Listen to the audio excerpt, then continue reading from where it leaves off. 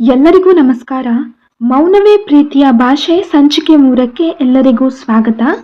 ಹೊರಗೆ ಆಕಾಶದಲ್ಲಿ ಮುಂಗಾರು ಮಳೆಯ ಅಬ್ಬರ ಸ್ವಲ್ಪವೂ ತಗ್ಗಿಲ್ಲ. ರಾತ್ರಿ ಕತ್ತಲು ದಟ್ಟವಾದಂತೆ ಮಳೆಯ ಸದ್ದು ಆ ಸಣ್ಣ ಕಲಾ ಸ್ಟುಡಿಯೋದೊಳಗೆ ಹೆಚ್ಚು ಪ್ರತಿಧ್ವನಿಸುತ್ತಿದೆ. ದೊಡ್ಡ ದೊಡ್ಡ ಗಾಳಿಯೊಂದಿಗೆ ಜೋರಾಗಿ ಬೀಳುತ್ತಿರುವ ಮಳೆಯ ಹನಿಗಳು ಆ ಸ್ಟುಡಿಯೋದ ಹಳೆಯ ಗಾಜಿನ ಕಿಟಕಿಯ ಮೇಲೆ ಬಡಿದು ವಿಚಿತ್ರವಾದ ನಿರಂತರವಾದ ನಿಧಾನವನ್ನ ಉಂಟು ಮಾಡುತ್ತಿದೆ. ಆ ಸ್ಟುಡಿಯೋದ ಮರದ ಆರಾಮದಾಯಕವಾದ ಕುರ್ಚಿಯ ಮೇಲೆ ಕುಳಿತಿರುವ ಮೇಘನಾಳ ಕೈಯಲ್ಲಿ ಬಿಸಿ ಬಿಸಿ ಚಹಾದ ಕಪ್ ಹಾಗೆಯೇ ಇದೆ. ಅವಳ ಮೈಯ ನಡುಕ ಈಗ ಸ್ವಲ್ಪ ನಿಂತಿದೆ, ಆದರೆ ಮನಸ್ಸಿನಲ್ಲಿ ವಿಚಿತ್ರವಾದ ಹಾಗೂ ಮಧುರವಾದ ಅಲೆಯೊಂದು ತೀವ್ರವಾಗಿ ಏಳುತ್ತಿದೆ. ಇಷ್ಟು ದಿನ ತನ್ನ ಹತ್ತಿರ ಯಾರೂ ಇಲ್ಲ. ತಾನು ಸಂಪೂರ್ಣವಾಗಿ ಅಸಹಾಯಕಳಾಗಿ ಜಗತ್ತಿನಲ್ಲಿ ದಿಕ್ಕು ತೋಚದಂತೆ ಒಂಟಿಯಾಗಿ ಹೋಗಿದ್ದೇನೆ ಎಂದು ಕೊರಗುತ್ತಿದ್ದ ಅವಳಿಗೆ ಈ ಮೂಕಯುವಕ ರುದ್ರ ಯಾವುದೇ ಮಾತುಗಳಿಲ್ಲದೆ ತಂದಿಟ್ಟ ಆ ಒಂದು ಕಪ್ ಚಹಾ ನೀಡಿದ ಸಾಂತ್ವನ ಅಷ್ಟಿಷ್ಟಲ್ಲ. ಅವಳು ನಿಧಾನವಾಗಿ ಚಹಾವನ್ನು ಕುಡಿಯುತ್ತಾ ಸ್ಟುಡಿಯೋದ ಇಡೀ ಗೋಡೆಗಳ ಮೇಲೆ ಕಣ್ಣು ಹಾಯಿಸುತ್ತಾಳೆ. ಅಲ್ಲಿರುವ ಪ್ರತಿಯೊಂದು ಚಿತ್ರದಲ್ಲೂ ಬಣ್ಣಗಳ ಮೂಲಕ ಹರಿಯುವ ಭಾವನೆಗಳ ಆಳವಿದೆ.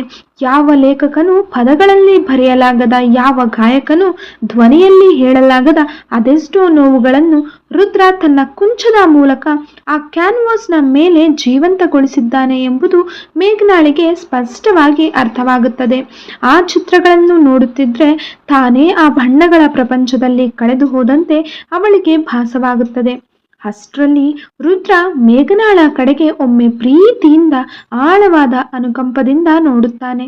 ಅವಳು ಕುಳಿತಿರುವ ಆ ಹಳೆಯ ಮರದ ಕುರ್ಚಿಯ ಪಕ್ಕದಲ್ಲೇ ಒಂದು ಸಣ್ಣ ಮೇಜಿನ ಮೇಲೆ ಕೆಲವು ಹಳೆಯ ರೇಖಾಚಿತ್ರಗಳು ಮತ್ತು ಬಣ್ಣದ ಕುಂಚಗಳು ಚೆಲ್ಲಾಪಿಲ್ಲಿಯಾಗಿ ಬಿದ್ದಿವೆ.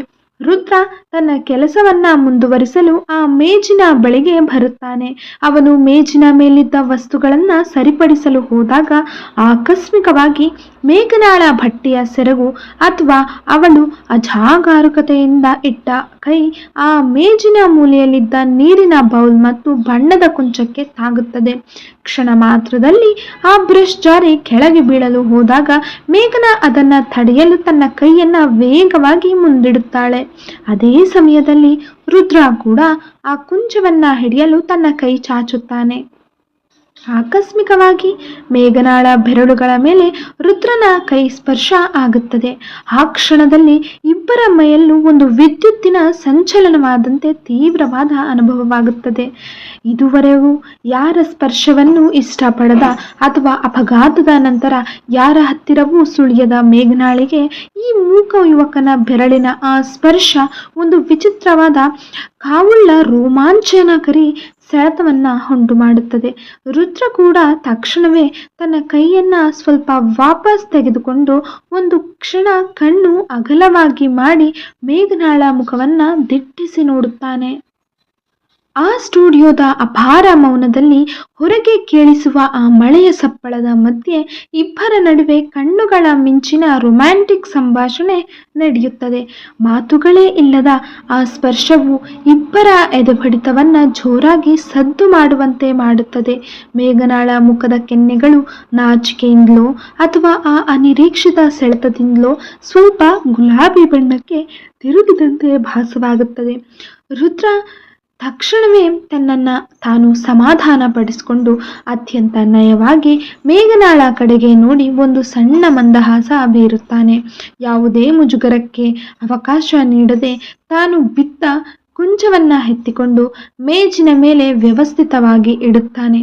ಮೇಘನಾಳಿಗೆ ತಾನು ಮಾಡಿದ ಆ ಅಜಾಗರೂಕತೆಗೆ ಸಣ್ಣ ಸಂಕೋಚವಾಗುತ್ತದೆ.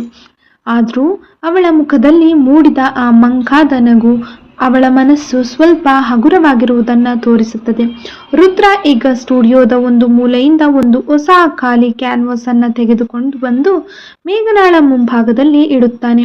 ಜೊತೆಗೆ ಒಂದು ಹೊಸ ಕುಂಚವನ್ನು ಅವಳ ಕೈಗೆ ಮೌನವಾಗಿ ನೀಡುತ್ತಾನೆ.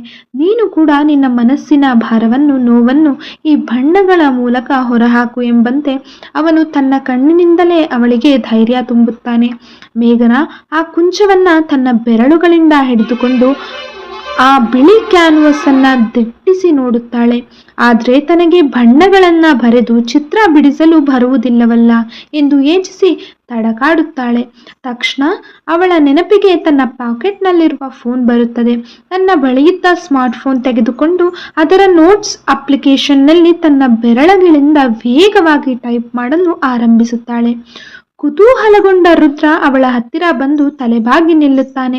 ಮೇಘನಾ ತನ್ನ ಫೋನ್ ಸ್ಕ್ರೀನ್ ಅನ್ನ ರುದ್ರನ ಕಣ್ಣಿಗೆ ನೇರವಾಗಿ ತೋರಿಸುತ್ತಾಳೆ. ಅದರಲ್ಲಿ ಹೀಗೆ ಬರೆದಿರುತ್ತೆ: ನನಗೆ ಬಣ್ಣಗಳಿಂದ ಚಿತ್ರ ಬಿಡಿಸಲು ಬರುವುದಿಲ್ಲ, ಆದ್ರೆ ಒಂದು ಕಾಲದಲ್ಲಿ ನನ್ನ ಧ್ವನಿ ಹೇಗಿತ್ತು ಗೊತ್ತಾ?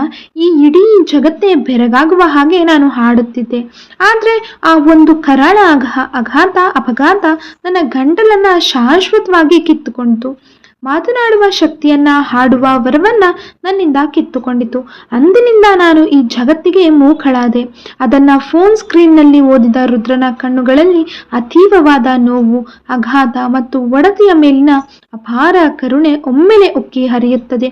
ಒಬ್ಬ ಗಾಯಕಿ ತನ್ನ ಧ್ವನಿಯನ್ನು ಕಳೆದುಕೊಂಡರೆ ಆ ನೋವು ಹೇಗಿರುತ್ತದೆ? ಬದುಕಿನ ಸರ್ವಸ್ವ ಕಳೆದುಕೊಂಡಂತೆ ಎಂದು ಎಷ್ಟು ನರಕವಾಗುತ್ತದೆ ಎಂಬುದನ್ನು ತನ್ನ ಜೀವನದ ಮೂಲಕವೇ ಅನುಭವಿಸಿರುವ ರುದ್ರನ ಮೂಕ ಹೃದಯ ಅದನ್ನು ಸಂಪೂರ್ಣವಾಗಿ ಅರ್ಥ ಮಾಡಿಕೊಳ್ಳುತ್ತದೆ. ಅವನು ತನ್ನ ಕೈಯನ್ನ ನಿಧಾನವಾಗಿ ಚಾಚಿ ಮೇಘನಾಳ ಹೆಗಲ ಮೇಲೆ ಅತ್ಯಂತ ಸಮಾಧಾನವಾಗಿ ಪ್ರೀತಿಯಿಂದ ಸ್ಪರ್ಶಿಸುತ್ತಾನೆ.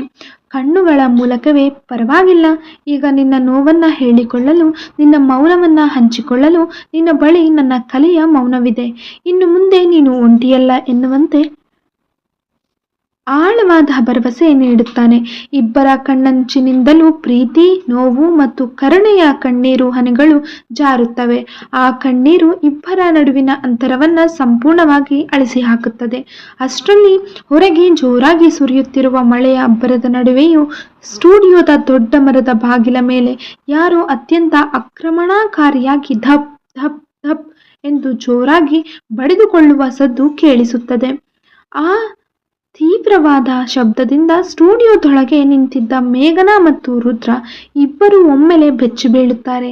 ಮೇಘನಾಳ ಮುಖದಲ್ಲಿ ನಗು ಮಾಯವಾಗಿ ಅಲ್ಲಿ ಮುಖದ ತುಂಬ ಆತಂಕ ಆವರಿಸಿಕೊಳ್ಳುತ್ತದೆ.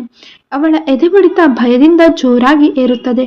ಈ ರಾತ್ರಿಯ ಸಮಯದಲ್ಲಿ, ಈ ಭಯಾನಕ ಮಳೆಯಲ್ಲಿ ನನ್ನನ್ನು ಹುಡುಕಿಕೊಂಡು ಇಲ್ಲಿಗೆ ಬಂದವರು ಯಾರು? ಇವರು ಅಂದು ನಮ್ಮ ಕಾರಿಗೆ ಡಿಕ್ಕಿ ಹೊಡೆದು ಅದನ್ನು ನನ್ನನ್ನು ಅಟ್ಟಿಸಿಕೊಂಡು ಬಂದ ಅನ್ಯಾಯದ ಜನರ, ಅಥವಾ ನನ್ನನ್ನು ಹುಡುಕಿಕೊಂಡು ಮನೆಗೆ ಬಂದವರ ಎಂಬ ನೂರಾರು ಆತಂಕದ ಪ್ರಶ್ನೆಗಳು ಮೇಘನಾಳ ತಲೆಯಲ್ಲಿ ಸುಳಿದಾಡುತ್ತಿರುತ್ತವೆ. ಅವಳು ಹೆದರಿ ಹೋಗಿ ರುದ್ರನ ತೋಳನ್ನ ಬಿಗಿಯಾಗಿ ಹಿಡಿದುಕೊಳ್ಳುತ್ತಾಳೆ. ಬಾಗಿಲು ತೆರೆಯಲು ಮುಂದಾದ ರುದ್ರನ ಕೈಯನ್ನ ಮೇಘನಾ ಭಯದಿಂದ ತಡೆಯುತ್ತಾಳೆ. ಹೊರಗೆ ನಿಂತಿರುವ ಆ ನಿಗೂಢ ವ್ಯಕ್ತಿಗಳು ಯಾರು? ಅವರು ಮೇಘನಾಳನ್ನ ಹುಡುಕಿಕೊಂಡು ಬಂದ ಶತ್ರುಗಳ, ಅಥವಾ ಅವಳ ವಿಧಿಯನ್ನೇ ಮತ್ತೊಂದು ರೋಚಕ ತಿರುಗಿಸುವ ಹೊಸ ಪಾತ್ರಗಳ? ಈ ಎಲ್ಲಾ ರಹಸ್ಯಗಳು ಮುಂದಿನ ಸಂಚಿಕೆಯಲ್ಲಿ ಬಯಲಾಗಲಿವೆ. ಮಳೆಯ ಆ ನಿಗೂಢ ರಾತ್ರಿಯಲ್ಲಿ ರುದ್ರನ ಕಲೆಯ ಮೌನ ಮತ್ತು ಮೇಘನಾಳ ಕಣ್ಣೀರಿನ ನೋವು ಒಂದಕ್ಕೊಂದು ಬೆಸೆದುಕೊಂಡು ಫೋನ್ ಸ್ಕ್ರೀನ್ ಮೇಲೆ ಮೂಡಿದ ಆ ಅಕ್ಷರಗಳು ಇಬ್ಬರ ನಡುವಿನ ಅಂತರವನ್ನ ಅಳಿಸಿ ಹೃದಯಗಳನ್ನು ಹತ್ತಿರ ತಂದವು. ಆದ್ರೆ ಈ ಪ್ರಶಾಂತ ಕ್ಷಣದಲ್ಲೇ ಸ್ಟುಡಿಯೋದ ಬಾಗಿಲ ಮೇಲೆ ಅಪ್ಪಳಿಸಿದ ಆ ಆಕ್ರಮಣಕಾರಿ ಶಬ್ದ ಯಾರದು? ಮುಂದಿನ ಸಂಚಿಕೆಯಲ್ಲಿ 4ರಲ್ಲಿ ಅತಿ ದೊಡ್ಡ ರೋಚಕ ಟ್ವಿಸ್ಟ್ ಕಾದಿದೆ. ಬಾಗಿಲು ತೆರೆದಾಗ ಎದುರು ನಿಂತವರು ಯಾರು? ಮೇಘನಾಳನ್ನ ಹುಡುಕಿಕೊಂಡು ಬಂದ ಆ ಕರಾಳ ನೆರಳುಗಳ ಯಾರಿಗೆ ಸೇರಿದವು? ರುದ್ರ ಮತ್ತು ಮೇಘನಾಳ ಈ ಹೊಸ ನಂಟಿಗೆ ಇದು ಯಾವ ರೀತಿಯ ಅಪಾಯವನ್ನು ತಂದಿಡಲಿದೆ? ಈ ಎಲ್ಲಾ ರಹಸ್ಯಗಳ ಸ್ಫೋಟಕ್ಕಾಗಿ ಮತ್ತು ಮುಂದಿನ ಅದ್ಭುತವಾದ ಸಂಚಿಕೆಯನ್ನ ಮಿಸ್ ಮಾಡಿಕೊಳ್ಳದೆ ನೋಡಲು ಈಗಲೇ ನಮ್ಮ ಚಾನೆಲ್ಗೆ ಸಬ್ಸ್ಕ್ರೈಬ್ ಮಾಡಿ, ಲೈಕ್ ಮಾಡಿ, ಶೇರ್ ಮಾಡಿ. ಸಂಚಿಕೆ 4ರೊಂದಿಗೆ ನಾಳೆ ಭೇಟಿಯಾಗೋಣ. ಅಲ್ಲಿಯವರೆಗೆ ಕಾದು ನೋಡಿ. ನಮಸ್ಕಾರ.